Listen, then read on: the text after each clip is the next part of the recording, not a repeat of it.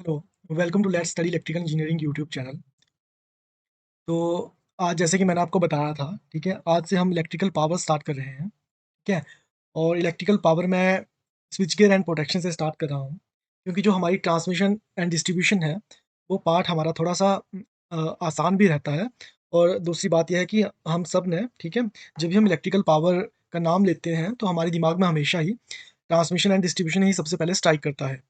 लेकिन जो switch gear and protection के जो हमारे क्वेश्चन एग्ज़ाम्स में जो क्वेश्चन पूछे जाते हैं, वो काफ़ी अच्छे लेवल के क्वेश्चन होते हैं और मोस्टली हमारे जो क्वेश्चंस गलत होते हैं इलेक्ट्रिकल पावर के, वो मोस्टली हमारे स्विच गियर एंड प्रोटेक्शन से ही रहते हैं, ठीक है? तो हम इलेक्ट्रिकल पावर्स आज से स्टार्ट कर रहे हैं और हम स्विच गियर एंड प्रोटेक्शन के साथ आगे बढ़ाएँगे इसको, ठीक है? तो आज हम बिल्कुल बेसिक से स्टार्ट करेंगे। तो वैसे तो जो हमारा प्रोटेक्शन सिस्टम है या स्विच गियर एंड प्रोटेक्शन है, ठीक है? वो फोर्स से स्टार्ट होता है कि किस-किस तरह के फोर्स जो हैं, वो हमारे पावर सिस्टम में आते हैं, ठीक है? लेकिन मैं आपको यहाँ पे बिल्कुल बेसिक से और एक ऐसा टॉपिक पकड़ के चला हूँ, ठीक है? जो आपको एकदम आसानी से समझ में आ जाए, ठीक है? तो सबसे पहले हम प्रोटेक्टिव स्विचेज़ की बात करते हैं कि जो हमारे पावर सिस्टम में, जो भी हम प्रोटेक्शन के लिए प्रोटेक्टिव स्विचेज़ यूज़ करते हैं, ठीक है? तो मेनली कितने कौन-कौन से होते हैं, ठीक है? तो अगर प्रोटेक्टिव स्विचेज़ की बात की जाए, ठीक है? तो फर्स्टली अगर हम बात करें तो सबसे बेसिक और सबसे चीपेस्ट एंड सिंपलेस्ट हमारा प्रोटेक्टिव स्विच है फ्यूज़, ठीक है? आप सब फ्यूज़ के बारे में भली-भाँति जानते होंगे, ठीक है? सबसे चीपेस्ट और सबसे simplest type of protective switch है, ठीक है? फ्यूज़। और दूसरे प्रोटेक्टिव स्विच की अगर मैं बात करूँ तो लोड इंटरप्टर, ठीक है? ये मैं आपको अभी आगे बताऊँगा। इनके बारे में कुछ थोड़ी बहुत सी जो बातें रहती हैं, लोड इंटरप्टर, ठीक है? और थर्ड स्विच की बात करूँ तो ये आएगा हमारा लाइन आइसोलेटर, ठीक है? Line isolator. और फोर्थ, ठीक है? हमारा सबसे इम्पोर्टेंट सर्किट ब्रेकर, ठीक है? स्विचेज़ में से अगर आपके ऊपर जो भी क्वेश्चन बनेंगे मोस्टली सर्किट ब्रेकर और फ्यूज़ के ऊपर बनेंगे। बाकी मैं जैसे मैंने आपको बताया कि स्विच गियर एंड प्रोटेक्शन हमने स्टार्ट की है, तो प्लीज़ आप इन सेशंस में ऐसा बिल्कुल भी एक्सपेक्ट मत कीजिएगा कि मैं आपको यहाँ पे कोई डेफिनेशंस बताऊँगा या मैं कोई बुकिश नॉलेज आपके साथ शेयर करूँगा। मैं आपके लिए उतनी ही चीज़ आपके साथ वही चीज़ें शेयर करूँगा जो कि अक्सर एग्ज़ाम में पूछी जाती हैं या एग्ज़ाम के पॉइंट ऑफ व्यू से काफ़ी इम्पोर्टेंट रहती हैं, ठीक है? तो हम स्टार्ट करते हैं हमारे पहले जो प्रोटेक्टिव स्विच है फ्यूज़ के साथ, ठीक है? तो जैसे आप इस पिक्चर में देख पा रहे हैं किस तरह का फ्यूज़ है, मुझे नहीं लगता कि आपको बताने की ज़रूरत है, ठीक है? High rapturing capacity HRC fuse है ये, ठीक है? तो अ, अगर फ्यूज़ के वेरी बेसिक से स्टार्ट करें हम, ठीक है? फ्यूज़ के बारे में अगर हम कुछ नॉलेजेबल बातें मैं आपको अगर बात बताऊँ, ठीक है? तो फर्स्टली ये यूज़ कहाँ होता है? मेनली तो आपने अपने घरों में देखा है, ठीक है? जो भी हमारे 5 एम्पीयर 15 एम्पीयर के जो भी सर्किट रहते हैं या जो हमारा मेन जो एचपीएससीबीएल जैसे हिमाचल प्रदेश में सप्लाई दे रही है, ठीक है? तो वो जो मेन मीटर के आगे जो फ्यूज़ रहता है हमारा किट कैट टाइप का, तो सबसे सिंपलेस्ट फॉर्म तो उसकी वो है, ठीक है? लेकिन यहाँ पे जैसे हम power system as a whole power system की बात करेंगे, तो मेनली ये यूज़ होता है, ठीक है? Mainly use as a backup protection for हमारे सर्किट ब्रेकर्स के लिए, ठीक है? तो मैं इसको जो हाइलाइटेड पॉइंट है और मैं वही पॉइंट यहाँ पे लिखूँगा, फालतू का कुछ नहीं लिखूँगा जो एग्ज़ाम में आपसे पूछा जा सकता है या जो अच्छे क्वेश्चन इन चीज़ पे बनते हैं। तो जो हमारा फ्यूज़ है, वो यूज़ होता है एज़ ए बैकअप प्रोटेक्शन, ठीक है? Backup protection for circuit breaker,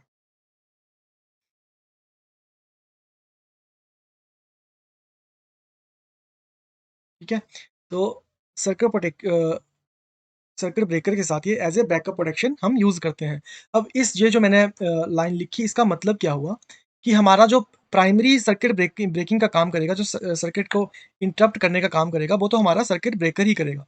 लेकिन इन केस, ठीक है? इन केस कभी भी हमारा सर्किट ब्रेकर फेल हो जाता है टू इंटरप्ट द सर्किट, तो हमारा फ्यूज़ उस टाइम प्ले में आएगा और एक बैकअप प्रोटेक्शन की तरह हमारा फ्यूज़ अ, उस जो भी हमने सर्किट बाइफरकेट करना है या जो आइसोलेट करना है, उसको ये ब्रेक करेगा, ठीक है? तो फर्स्ट हमारा इंपॉर्टेंट पॉइंट है, fuse is used as backup protection for circuit breaker, ठीक है? या सिंपली अगर सर्किट ब्रेकर किसी क्वेश्चन में ना भी आपसे वहाँ पे अगर वर्ड लिखा होगा, तो भी fuse as a backup protection use किया जाता है, ठीक है? और जैसे आपको पता है जो हमारा फ्यूज़ है, ठीक है?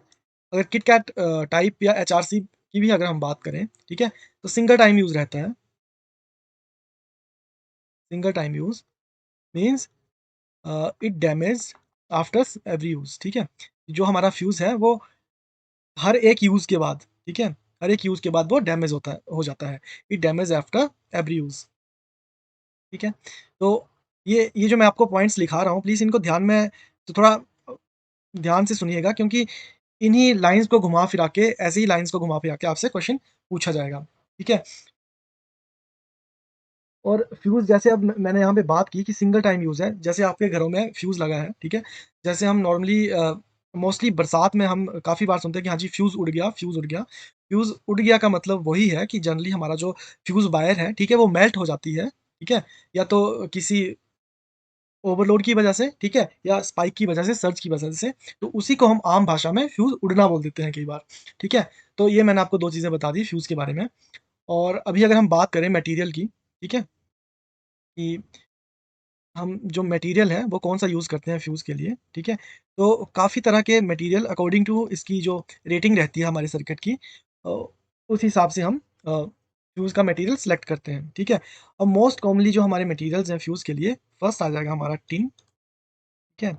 लेड, ठीक है? सिल्वर, सिल्वर आ गया, कॉपर, ज़िंक, ठीक है? एल्यूमीनियम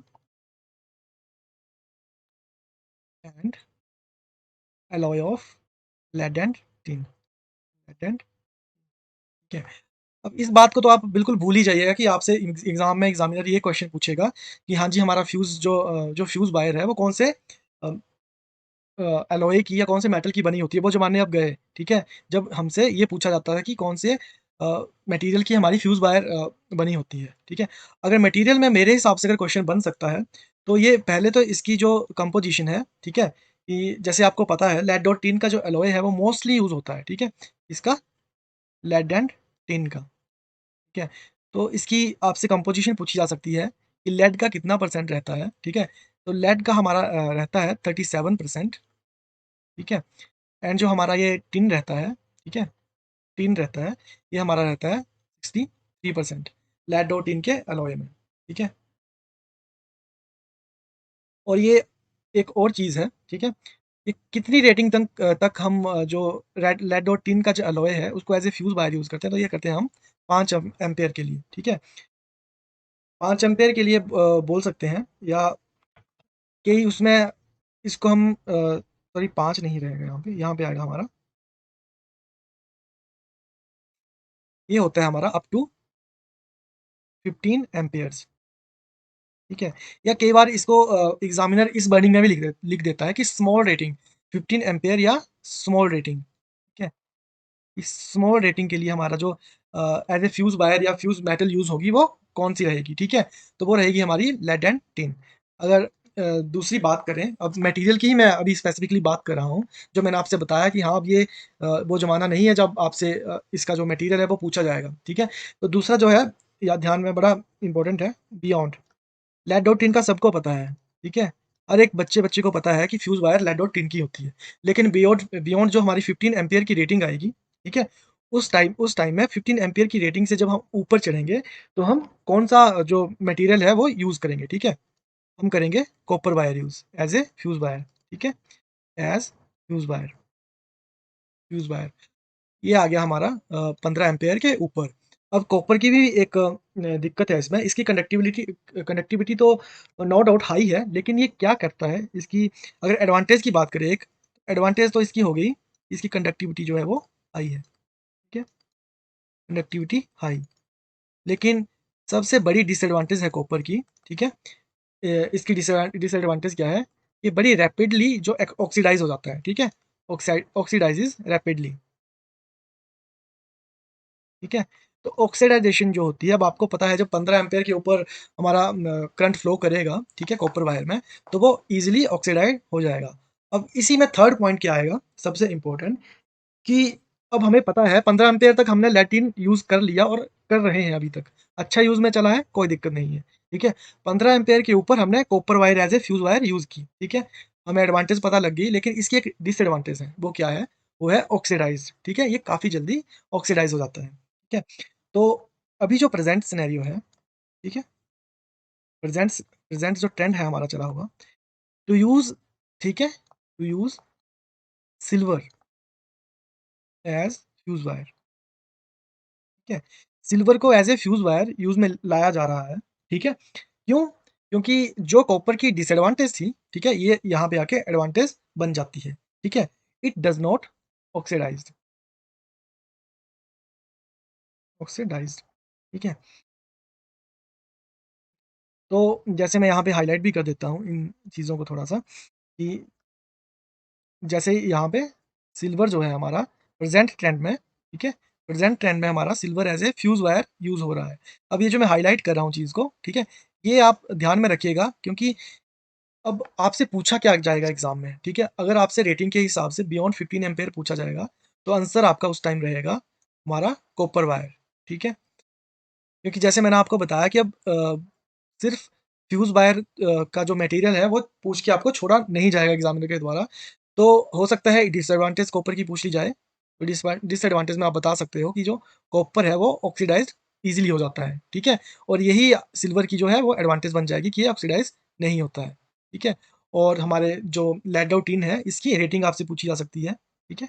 अप टू 15 एम्पीयर ये यूज़ होता है और इसकी जो ये प्रोपोज़िशन है दैट इज़ लेड 37% और 63% जो है हमारा टिन इसमें रहता है, ठीक है? एक और बात आपको इनके जो सिंबॉलिक है, ठीक है? सिंबॉलिक फॉर्म में जब हम लेड और टिन को अ, रिप्रेज़ेंट करेंगे, ठीक है? तो लेड को हम पीवी से रिप्रेज़ेंट करते हैं, पीवी से और टिन को करते हैं हम एस और स्मॉल एन से, ठीक है? तो कई बार होता है कि एग्ज़ामिनर कन्फ्यूज़ करने के लिए पूरा नाम ना लिख के, पूरा लेड और टिन ना लिख के आपको सिंबॉलिक फॉर्म में बता सकता है। अब ये होगी मटेरियल के बारे में। हाँ, एक क्वेश्चन मटेरियल के बारे में और रह गया आपको बताने के लिए, ठीक है? तो अगर आपसे कभी हो सकता है एग्ज़ामिनर में ये पूछ लिया जाए कि मोस्टली कॉमनली यूज़्ड, ठीक है? कॉमनली यूज़्ड या mostly used, mostly used fuse wire, ठीक है? तो उस केस में आप ऑप्शंस देखेंगे, ठीक है? कि ऑप्शन में आपके पास क्या दिया गया है, ठीक है? तो आइदर कॉपर और लेड टिन एलॉय, ठीक है? लेड टिन एलॉय मतलब कि अगर आपसे एग्ज़ाम में पूछा जाए कि जो मोस्टली यूज़ हमारा फ्यूज़ वायर है, ठीक है? वो कौन-सा होता है? तो या तो कॉपर आप उसका आंसर बताएँगे, ठीक है? कॉपर, ठीक है? या लेड और टिन। अब जो हमारे घरों में ये फ्यूज़ हम यूज़ कर रहे हैं हमारी डेली लाइफ़ में, वो आपको पता होना चाहिए कि कौन-सी वायर का हम यूज़ कर रहे हैं, ठीक है? तो अगर किसी के घर में अभी भी किटकैट टाइप का फ्यूज़ है, ठीक है? तो आप प्लीज़ उसको एक बार चेक कीजिएगा कि किस तरह का आप फ्यूज़ यूज़ कर रहे हैं, ठीक है? नेक्स्ट हम देखते हैं फ्यूज़ के बारे में कुछ और बातें। तो अभी हमारा जो टॉपिक है वो फ्यूज़ ही है, ठीक है? तो मैं यहाँ पे ऊपर फ्यूज़ ही हेडिंग डाल देता हूँ, ठीक है? फ्यूज़। अब आपको एक बात बहुत और मैं मानता हूँ कि अगर 10 बच्चे इस क्लास को देख रहे हैं, तो 10 में से 9 बच्चों को पता होगा कि जो हमारा फ्यूज़ का, ठीक है? फ्यूज़ का जो क्रॉस सेक्शन एरिया है, ठीक है? वो किस पे डिपेंड करता है, ठीक है? क्रॉस सेक्शन एरिया जो है, सॉरी मैंने थोड़ा उल्टा लिख दिया। जो फ्यूज़ की करंट रेटिंग है, ठीक है? फ्यूज़ की जो करंट रेटिंग है, ठीक है? ये फ्यूज़ 5 एम्पीयर का होगा, 15 एम्पीयर का होगा, 20 एम्पीयर का होगा, 66 एम्पीयर का होगा। तो ये क्या कैसे हम करंट रेटिंग डिसाइड करते हैं? तो ये हमारी होती है cross sectional area of the wire, ठीक है? Cross sectional area of the wire. Wire और फ्यूज़ वायर भी आप इसको बोल सकते हैं, अगर प्रॉपर्ली लिखना है तो, ठीक है? तो मैं मानता हूँ कि ये जो करंट रेटिंग की बात थी, ये 99% स्टूडेंट्स को पता ही रहती है। लेकिन आपने देखा है कि जो हमारा किटकैट फ्यूज़ है या जो ट्रांसफार्मर से पहले फ्यूज़ लगता है या कहीं भी आपने वायरेबल या रीवायरेबल फ्यूज़ देखा है, उसकी लेंथ हम किस बेसिस पे मेज़र करते हैं, ठीक है? किस बेसिस पे हम मेज़र करते हैं, ठीक है? कि उसकी लेंथ कितनी होगी या उसकी किस हिसाब से हम उसकी लेंथ रखेंगे। ऐसा तो नहीं है कि हाँ, सब फ्यूज़ बराबर होते हैं। जो हमारे घरों में फ्यूज़ लगा है, ठीक है, किटकैट टाइप का, वो लगभग हमारे आधे हाथ अगर नॉर्मल बात की जाए, तो एक उँगली के बराबर ही आई थिंक होगा। और ट्रांसफ़ॉर्मर से पहले आपने जब हम एचटी लाइन जब हम ट्रांसफ़ॉर्मर में डालते हैं, तो उससे पहले मैं मानता हूँ कि आपने कोई ना कोई ट्रांसफार्मर देखा होगा लगा हुआ, उससे पहले जो हमारा फ्यूज़ वायर होता है वो काफ़ी लंबी रहती है, ठीक है? तो उसकी लेंथ जो है वो किस पे डिपेंड करती है कि कितनी लेंथ हम, ठीक है, उस फ्यूज़ वायर की रखेंगे, ठीक है? तो ये क्वेश्चन मैं मानता हूँ कि मोस्टली स्टूडेंट्स को नहीं पता होगा। तो ये डिपेंड करता है वोल्टेज रेटिंग पे, ठीक है? वोल्टेज रेटिंग जो है उसपे हमारी फ्यूज़ वायर की लेंथ डिपेंड करती है, ठीक है? जो हमारी फ्यूज़ वायर रहेगी किसी भी फ्यूज़ में, उसकी लेंथ कितनी रहेगी ये वोल्टेज रेटिंग पे उसपे डिसाइड होगी, ठीक है? जैसे जो एलटी का सॉरी जो एलटी का फ्यूज़ होगा, जो एलटी लो टेंशन लाइन में लगा होगा, ठीक है? तो उसकी लेंथ कम होगी, ठीक है? और जो एचटी में होगा जैसे 22 केवी, 33 केवी, 66 केवी में होगा, ठीक है? उसकी जो लेंथ होगी वो थोड़ी ज़्यादा होगी, ठीक है? तो ये था रेटिंग्स के बारे में, ठीक है? तो करंट रेटिंग डिसाइड होती है क्रॉस सेक्शनल एरिया के ऊपर, जितना मोटा फ्यूज़ वायर होगा, ठीक है? उतनी ही हमारा जो करंट की रेटिंग होगी फ्यूज़ की वो ज़्यादा होगी और जितना पतला वायर होगा, ठीक है? उतनी रेटिंग कम होगी। अब प्लीज़ अगर आपको मैं मानता हूँ कि फ्यूज़ के बारे में बड़ी बेसिक चीज़ है इसलिए मैं मानता हूँ कि फ्यूज़ के बारे में काफ़ी नॉलेज होगा। तो प्लीज़ आप एक चीज़ मुझे कमेंट में बताइएगा कि जो हमारे घरों में फ्यूज़ होता है, ठीक है? हाउस होल्ड वायरिंग में जो फ्यूज़ होता है, ठीक है? हाउस होल्ड वायर फ्यूज़ का जो क्रॉस सेक्शनल एरिया है, ठीक है? वो ज़्यादा रहेगा या फिर जो हमारा एचटी लाइन है, ठीक है? इसमें आप कुछ भी मान सकते हैं 33 केवी, 66 केवी कुछ भी मान लीजिए। जो उसकी फ्यूज़ वायर है, ठीक है? उसका क्रॉस सेक्शनल एरिया ज़्यादा रहेगा। और अगर आप प्लीज़ ये भी बता पाएँ कि कुछ मेरे को प्रॉपर रीज़न या तो कमेंट में बता दें या टेलीग्राम चैनल पे बता दें कि क्यों इसका जो एचटी का जो अगर ज़्यादा होगा क्रॉस सेक्शनल एरिया, ठीक है? क्रॉस सेक्शनल एरिया अगर इसका ज़्यादा होगा तो वो क्यों रहेगा? और अगर इसका कम होगा तो वो क्यों होगा? ठीक है? तो आप प्लीज़ कमेंट अपने वैल्यूएबल कमेंट दीजिएगा, ठीक है? जिससे मैं जान पाऊँ कि हाँ, आप किस लेवल पे तैयारी कर रहे हैं, ठीक है? अब नेक्स्ट बात की जाए, ठीक है? फ्यूज़ के इसके ऊपर मैं इसको इरेज़ कर दूँ, ठीक है? ठीक है, तो एक बड़ा अच्छा क्वेश्चन पूछा जाता है, ठीक है? एग्ज़ाम्स में काफ़ी बार जेईई में तो मुझे नहीं लगता अभी तक ये क्वेश्चन पूछा गया है, लेकिन एई के एग्ज़ाम में क्वेश्चन पे वो ध्यान गया था एग्ज़ामिनर का, दैट इज़ हमारा फ्यूज़िंग फैक्टर, ठीक है? Fusing factor. तो फ्यूज़िंग फैक्टर हमारा क्या रहता है, that is minimum fusing current by rated current of fuse, ठीक है? तो जो हमारा फ्यूज़िंग फैक्टर की वैल्यू रहती है वो ऑलवेज़ ग्रेटर देन 1 रहती है। अब इस चीज़ को आप प्लीज़ ध्यान में रखिएगा, ठीक है? जो हमारा फ्यूज़िंग फैक्टर है, उसकी वैल्यू हमेशा ग्रेटर देन 1 रहती है और ये क्वेश्चन एग्ज़ाम में पूछा हुआ क्वेश्चन है। हो सकता है हमारे हिमाचल के किसी एग्ज़ाम में ना भी पूछा गया हो, लेकिन ईएससी वगैरह में क्वेश्चन पूछा गया क्वेश्चन है, ठीक है? तो इसकी आप ये छोटी-सी डेफ़िनेशन जो है, ठीक है? जो भी फ़ॉर्मूला आप बोल लीजिए चाहे, तो वो और ये जो फ्यूज़िंग फैक्टर की वैल्यू है कि हाँ, ये ग्रेटर देन 1 रहती है, ठीक है? अब इसमें मैं आपको बताऊँ तो मिनिमम फ्यूज़िंग करंट हमारा क्या हुआ? मिनिमम फ्यूज़िंग करंट वो हुआ कि कम से कम करंट जिस पे जो हमारा फ्यूज़ है वो ब्लो कर जाए या बर्न हो जाए, ठीक है? और जो हमारा रेटेड करंट है फ्यूज़ का, जैसे हमने किस रेटिंग के लिए जैसे 5 एम्पीयर का अगर हमारा अ, फ्यूज़ हमने लगाया है, तो वो उसकी रेटिंग वैल्यू होगी करंट की, ठीक है? अब फ्यूज़ की बात जैसे बात चली है, तो फ्यूज़ जो है हमारा कौन से प्रिंसिपल पे काम करता है, ठीक है? तो ये भी आपसे पूछा जा सकता है कि कौन से प्रिंसिपल पे जो है वो हमारा फ्यूज़ वर्क करता है, तो ये करता है हमारा हीटिंग प्रिंसिपल और इसको आप हीट प्रोड्यूस्ड भी कह सकते हैं, हीट प्रोड्यूस्ड, ठीक है? तो आपको पता है, ठीक है? हीट अगर हम देखें तो कैसे इलेक्ट्रिकल सर्किट में हम देखते हैं आई स्क्वायर आर इंटू टी, ठीक है? तो इसको अगर हम थर्मल लिमिट के साथ अगर क्यू हमारी थर्मल लिमिट है, ठीक है? थर्मल लिमिट, थर्मल लिमिट का मतलब क्या हुआ यहाँ पे कि इस लिमिट के ऊपर अगर हमारी आई स्क्वायर आर टी की वैल्यू जाती है, तो हमारा जो फ्यूज़ है वो ब्लो अप कर जाएगा, ठीक है? मतलब बर्न हो जाएगा, ठीक है? तो हमारे प्रिंसिपल ही यही है कि जो हीट प्रोड्यूस होती है, ठीक है? वो ग्रेटर रहनी चाहिए हमारी थर्मल लिमिट से, ठीक है? तो ये जो हमने अभी फ़ॉर्मूला लिखा है, इससे हमें क्या मिलेगा? I square RT is greater then Q, इससे हमें मिलेगा ऑपरेटिंग टाइम ऑफ फ्यूज़, ठीक है? अगर हम T को इस तरफ रखें, तो ये आएगा हमारा Q by I square into R, ठीक है? तो जैसे अगर अब हम इस इक्वेशन से देखें तो जो हमारा T ऑपरेटिंग आया, ठीक है? ऑपरेटिंग टाइम जो हमारा आया, वो आया 1 बाय I स्क्वायर, ठीक है? तो इस प्रिंसिपल पे ये इसका ऑपरेटिंग टाइम रहेगा, ठीक है? इसका मतलब क्या हुआ कि जितना करंट ज़्यादा होगा, उतने कम टाइम में हमारा जो फ्यूज़ है वो ब्लो कर जाएगा या बर्न कर जाएगा।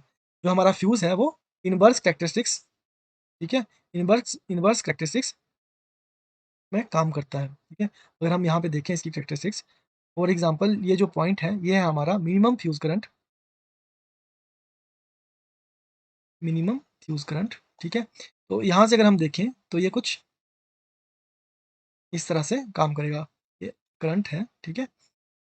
और ये हमारा ऑपरेटिंग टाइम है। तो इनवर्स कैरेक्टरिस्टिक्स ये फ़ॉलो करता है या इनवर्स कैरेक्टरिस्टिक्स के ऊपर काम करता है, ये हम बोल सकते हैं, ठीक है?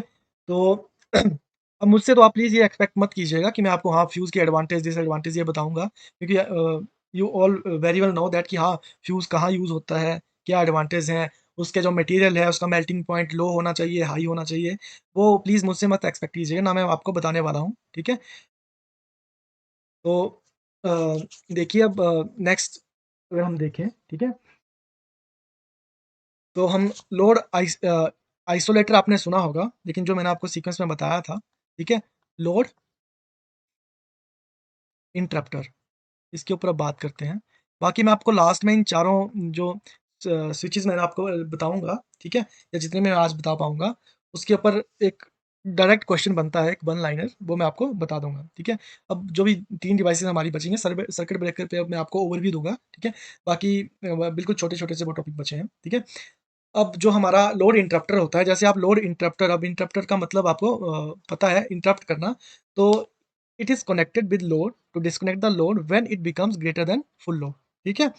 तो जब भी हमारा जो लोड है, ठीक है? वो ग्रेटर देन हो जाएगा फुल लोड से ठीक है? उस टाइम जो हमारा लोड इंटरप्टर है, वो प्ले में आएगा, ठीक है? और ये जो हमारा लोड इंटरप्टर है, ये हम कहाँ कब कौन-सी कंडीशन में यूज़ करेंगे? तो ये करेंगे हम फुल लोड कंडीशन में।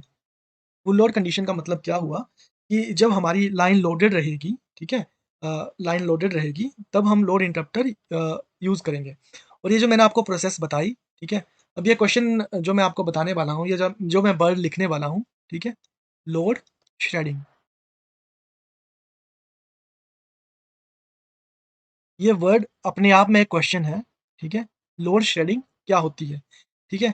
तो ये प्रोसेस जो मैंने आपको बताई कि जब कोई भी लाइन पे जब उसका लोड फुल लोड से ज़्यादा हो जाएगा, तो लोड इंटरप्टर के थ्रू हम कुछ लोड को थ्रो ऑफ कर देंगे या थ्रो आउट कर देंगे, उस प्रोसेस को, ठीक है? The process to throw out, और क्या बोल सकते हैं हम, और डिस्कनेक्ट, ठीक है? The process of throw out or disconnect the load under the condition that the load is greater then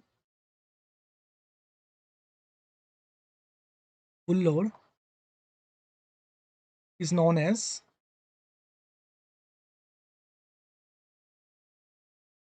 load shedding, ठीक है? तो ये जो लोड शेडिंग वर्ड है, ये अपने आप में क्वेश्चन है और आया हुआ क्वेश्चन है, ठीक है?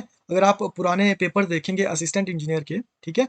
मतलब अभी जो 2019 से पहले की अगर मैं बात करूँ, तो लोड शेडिंग ये अपने आप में आया हुआ क्वेश्चन है। इसकी जो मैंने आपको डेफिनेशन सी लिखवाई थोड़ी-सी, ठीक है? बुकिश डेफिनेशन नहीं है, मेरी अपनी ही लैंग्वेज मैंने अ, अपनी ही लैंग्वेज में लिखी है ये, जो मुझे समझ आता है मैंने वही यहाँ पे लिखा है, ठीक है? तो जब हमारा लोड फुल लोड से ज़्यादा हो जाएगा, उस उस टाइम हम कुछ जो लोड है उसको डिस्कनेक्ट कर देंगे या थ्रो आउट कर देंगे, ठीक है? उसी लोड डिस्कनेक्ट करने की प्रोसेस को हम लोड शेडिंग कहते हैं, ठीक है? तो ये लोड इंटरप्टर के ऊपर इतनी सी बात थी, ठीक है? उसी चीज़ को ये मैं आपको समराइज़ करवा भी दूँगा कि कौन-सा स्विच किस कंडीशन में हम यूज़ करते हैं। नेक्स्ट हमारा जो स्विच है, वो है लाइन आइसोलेटर, ठीक है? तो लाइन आइसोलेटर आपको पता है, ठीक है, कि कब यूज़ होता है, एक सीक्वेंस अ, जो रहता है हमारा लाइन को कट ऑफ करने का या लाइन को मेन लाइन में लाने का, ठीक है?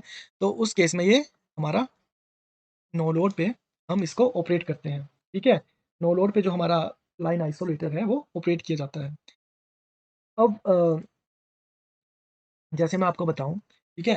तो लोड इंटरप्टर क्या करता है कि कई बार, ठीक है, लोड इंटरप्टर जो है वो सफिशिएंट क्लीयरेंस नहीं दे पाता है हमारे जो हम डिस्कनेक्ट करते हैं लोड को, ठीक है? अगर इसको मैं आपके लिए एक बार रीड करूँ, तो लोड इंटरप्टर में not provide sufficient clearance due to which electric field may be high which will tends to dielectric breakdown, ठीक है? तो जो लोड इंटरप्टर है हमारा, वो सफिशिएंट क्लीयरेंस हमें इलेक्ट्रिकल फील्ड से अगेंस्ट नहीं दे पाता है, ठीक है? जिसकी वजह से जो हमारा डाइलेक्ट्रिक ब्रेकडाउन है, वो आ जाता है, ठीक है? और उस डाइलेक्ट्रिक ब्रेकडाउन होने की वजह से क्या है, हमारी लाइन इंटरप्ट नहीं होती है, ठीक है? अब आपको मैं रियल लाइफ़ या प्रैक्टिकल लाइफ़ का एग्ज़ाम्पल देके बताऊँ अगर, तो आपने कई बार सुना होगा, ठीक है? कि इंडक्टेंस लग गई है किसी को। बेसिकली जो हम अपनी आम भाषा में, ठीक है? या जो एचपीएससीवीएल के जो वर्कर्स हैं या किसी और फर्म के वर्कर हैं, उनके द्वारा जो लाइन कही जाती है, ठीक है? कि किसी को इंडक्टेंस लग गई है या इंडक्टेंस ने किसी को पकड़ लिया है, ठीक है? तो वो इंडक्टेंस क्या होती है? बेसिकली अ, कई बार क्या होता है कि अपने ध्यान से तो हम लाइन को या लोड को डिस्कनेक्ट कर देते हैं, ठीक है? लोड को डिस्कनेक्ट कर देते हैं, ठीक है? लेकिन लाइन आइसोलेटर खोलने के बाद भी, ठीक है? अगर लाइन को दोनों साइड से अर्थ नहीं किया जाए, ठीक है? तो डाइलेक्ट्रिक ब्रेकडाउन की वजह से, ठीक है, जो हमारी लाइन है वो लाइव रह जाती है, ठीक है? जिससे करंट वगैरह लगने का जो खतरा बना रहता है, ठीक है? तो बेसिकली जो इंडक्टेंस लगना आम भाषा में कहा जाता है, वो यही होती है, ठीक है? कि मान लिया आपने एक आइसोलेटर या इंटरप्टर आपने ओपन कर दिया, ठीक है? आपने आइसोलेटर ओपन कर दिया, ठीक है? ओपन कर दिया, लेकिन उसके बाद भी क्या हुआ हमारी एयर का डाइलेक्ट्रिक ब्रेकडाउन हो गया, डाइलेक्ट्रिक ब्रेकडाउन हो गया। ठीक है? अब डाइलेक्ट्रिक ब्रेकडाउन की वजह से जो हमारी एयर होगी वो कंडक्टिंग हो जाएगी, ठीक है? कंडक्टिव हो जाएगी और जो लाइन है वो लाइव ही रह जाएगी, ठीक है? इसलिए कहते हैं कि लाइन को, ठीक है, आइसोलेट करने के बाद दोनों एंड से हमारे अर्थ करना, ठीक है? अर्थ करना ज़रूरी है काम करने से पहले, ठीक है? तो लाइन आइसोलेटर जो होता है हमारा, ठीक है? उसको हम ऑपरेट करते हैं टू इंक्रीज़ द क्लीयरेंस, ठीक है? टू इंक्रीज़ द क्लीयरेंस, ठीक है? अगेंस्ट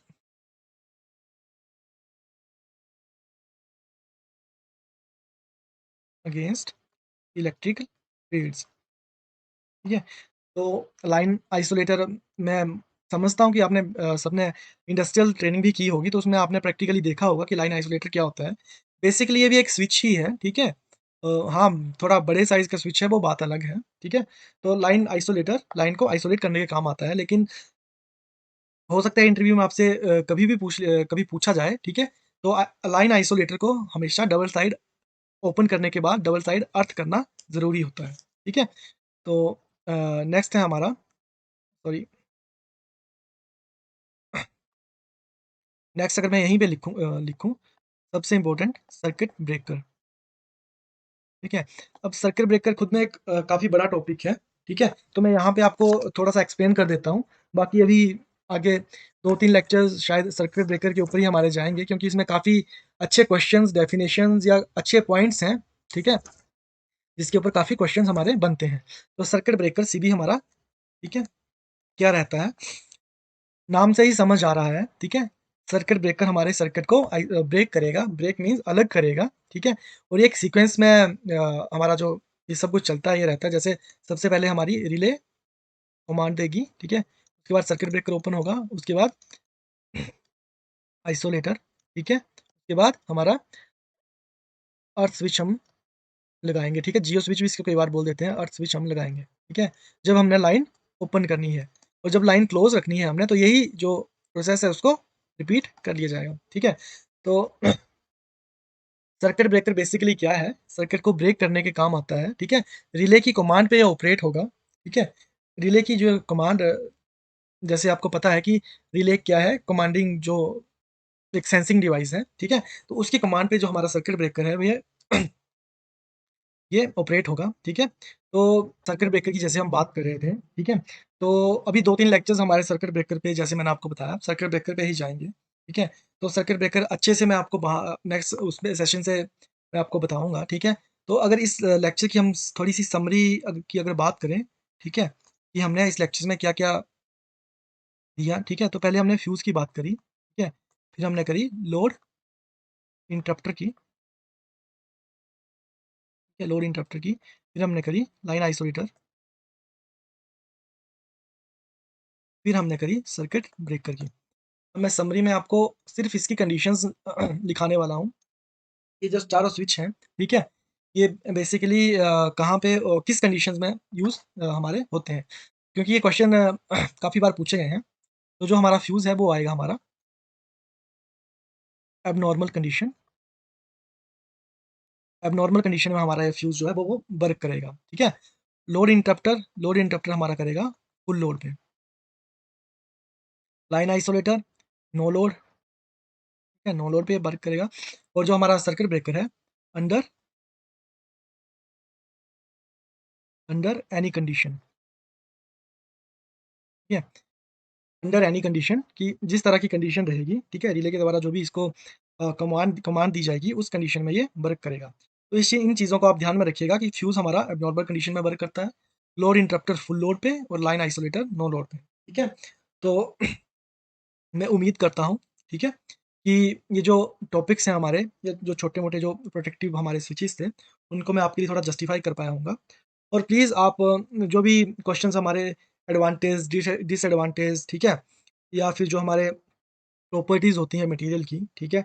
जैसे हमारा फ्यूज़ वायर है, ठीक है? उसकी क्या मेनली 4 प्रॉपर्टीज़ होती हैं, लो मेल्टिंग पॉइंट उसका होना चाहिए, लो ओहमिक लॉसेस उसमें होने चाहिए, हाइली कंडक्टिव होना चाहिए या लो रेजिस्टिव जिसको हम बोल सकते हैं और उसकी लो कॉस्ट होनी चाहिए और फ्री फ्रॉम डिटेरियोरेशन होना चाहिए, ठीक है?